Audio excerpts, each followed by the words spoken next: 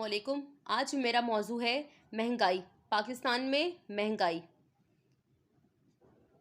افراط زر یعنی مہنگائی زرعی معاشیات کی اہم اصطلاح ہے۔ تعریف کے مطابق کسی معیشت میں موجود اشیاء کی قیمتوں میں مسلسل اضافہ کی شرح کو افراط زر کہتے ہیں، یعنی کہ مہنگائی۔ مہنگائی میں مسلسل اضافہ کا رجحان مہنگائی کی صورت میں سامنے آتا ہے، تاہم ہر معیشت میں کم و بیش افراط زر کی موجودگی قدرتی امر ہے۔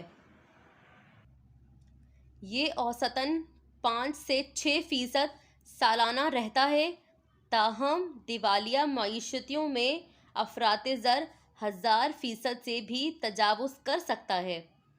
اس کو معقول حدود میں رکھنا مرکزی بینک کا بنیادی وظیفہ ہے۔ مہنگائی کی بنیادی وجہ حکومت کا اپنی آمدنی بڑھانے کے لیے زیادہ نوٹ چھاپنا ہے۔ مہنگائی سے مراد سامان اور خدمات کی قیمتوں میں مسلسل عمومی اضافہ ہے۔ قیمتوں میں اضافے کو مہنگائی کہتے ہیں۔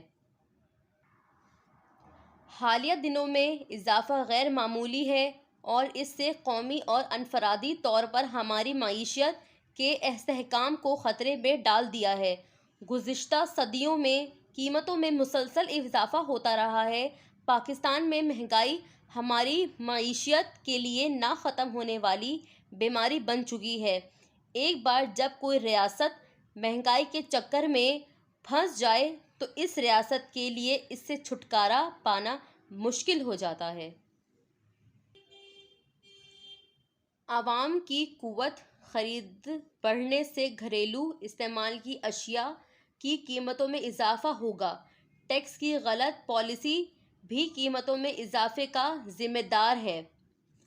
ٹیکسوں میں اضافے کے نتیجے میں ٹیکسوں سے بچنے کی خواہش زیادہ ہوتی ہے۔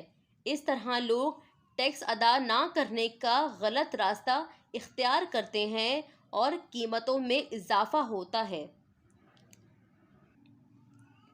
اور آخر میں مختلف سطحوں پر ایک مضبوط نگرانی کا نظام قائم کیا جانا چاہیے تاکہ ہر مرحلے پر عمل کا صحیح اندازہ ہو سکے، اور حکومت کو چاہیے یہ بڑھتی ہوئی مہنگائی پر نظر ثانی کرے اور مہنگائی کی روک تھام کے لیے مثبت قدم اٹھائے۔